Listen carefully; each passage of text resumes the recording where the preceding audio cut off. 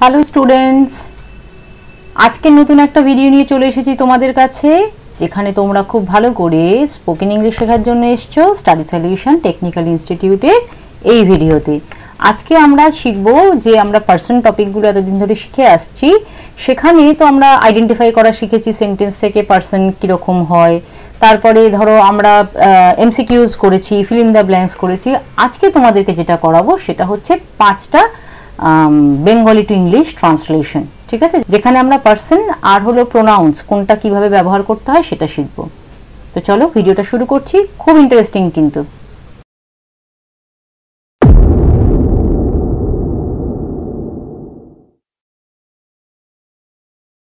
ওকে, তো আমাদের প্রথম যে কোয়েশ্চেন আছে ট্রান্সলেট করতে হবে সেটা হচ্ছে আমি স্কুলে যাচ্ছি।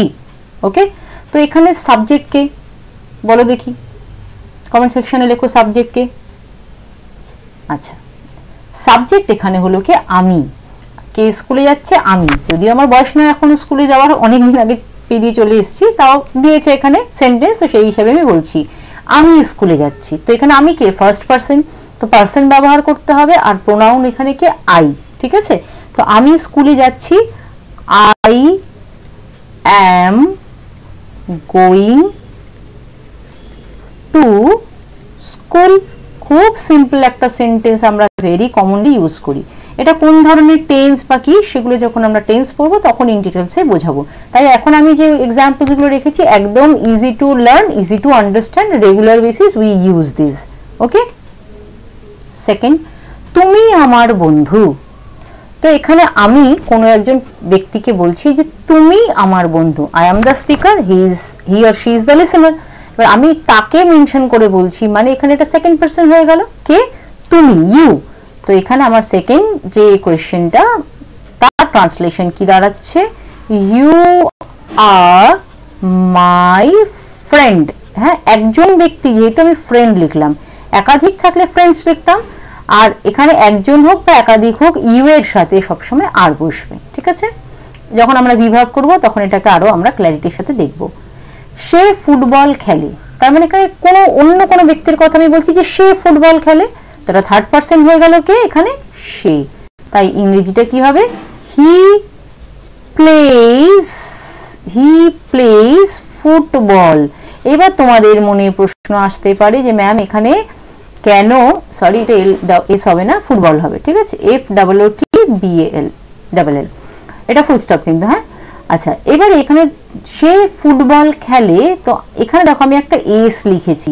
তো তোমাদের যারা জানো ভালো কথা, যারা জানো না তাদেরকে বলছি যখন আমরা টেন্স শিখবো তখন আমরা এই বিষয়টা জানবো যে কেন আমরা এখানে হি এর পরে শুধু প্লে না লিখে প্লেস লিখেছি, ঠিক আছে। চলো এবার কোয়েশ্চেন নাম্বার 4, আমরা খেলতে ভালোবাসি। এখানে তাহলে সাবজেক্টকে আমরা, এটা কোন পার্টে যাবে, এটা ফার্স্ট পার্টে বা ফার্স্ট পারসনে যাবে, তাই আমরা ইংরেজি হলো উই, ভালোবাসি উই লাভ কি করতে, টু প্লে। আচ্ছা, কি কি খেলবো সেটা বলেনি, শুধু বলেছে খেলতে ভালোবাসি। তাহলে আমরা খেলতে ভালোবাসি, উই লাভ টু প্লে।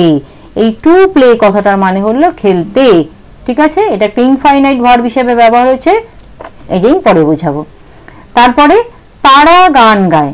আচ্ছা, আমি বারবার পরে বোঝাবো বলছি এই কারণে নয় কিন্তু যে এটা এক্সপ্লেইন করা যাবে না, যেহেতু আমরা এখানে পার্সন টপিকের উপরে ট্রান্সলেশন করছি তাই আমি পার্সনের জায়গাটাকে কিন্তু ফোকাস করছি। আর বাকি ভার্ব বা এই যে ইনফাইনাইট ভার্ব বললাম, কেন এস হয়, এগুলো কিন্তু পরে অবশ্যই ভিডিওতে আমরা জানবো, নেক্সট ভিডিও যখন আমরা আমাদের আসবে এই রিলেটেড। ওকে, তো 5 নম্বর কি ছিল, তারা গান গায়।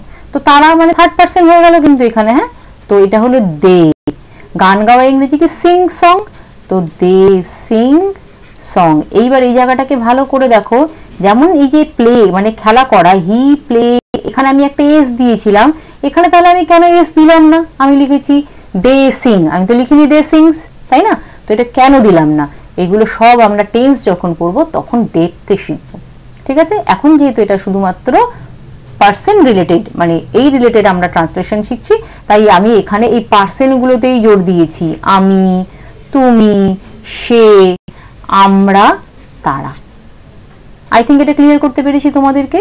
তো এরকম তোমরা যে কোনো বেসিক সেন্টেন্সের মধ্যে থেকেও কিন্তু আইডেন্টিফাই করতে পারবে যে পার্সন কি এবং কোন ধরনের পার্সন, এবং সেগুলোকেই ছোট ছোট এরকম সেন্টেন্সগুলোকে তোমরা কিন্তু ইংলিশে প্র্যাকটিসও করতে পারবে। এখানে দেখো আজকে আমরা 5টা ট্রান্সলেশনও কিন্তু শিখে নিলাম বাংলা থেকে ইংলিশে। খুবই সহজ জিনিস ছিল, যদিও অনেকেই তোমরা এগুলো জানো, কিন্তু আমি আরো ডেপথে জিনিসটাকে বুঝিয়ে দিলাম। ওকে, তাহলে দেখা হচ্ছে নতুন একটা টপিক নিয়ে আবার নতুন একটা ভিডিওতে। যদি ভিডিওটি ভালো লেগে থাকে অবশ্যই ভিডিওটি লাইক করে দেবে। কিছু প্রশ্ন থাকলে, কোনো ট্রান্সলেশন জানার থাকলে, বা এর বাইরেও যদি কোনো টপিক রিলেটেড কিছু প্রশ্ন থাকে অবশ্যই সেটা কমেন্ট সেকশনে লিখবে, আর চ্যানেলটিকে কিন্তু সাবস্ক্রাইব করে নেবে। ঠিক আছে, বাই।